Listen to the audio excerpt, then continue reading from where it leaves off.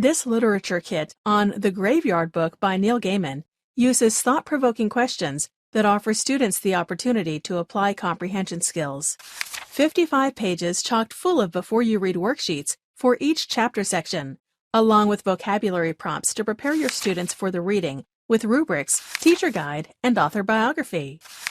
Students explore what makes a good villain and why a mysterious and forbidding atmosphere is so effective. Put the events of Scarlett and Bod's meeting in the correct order. Investigate Victor Hugo's life and famous novels. Write a synopsis of Bod's ill-fated encounter with Abanazer Bolger.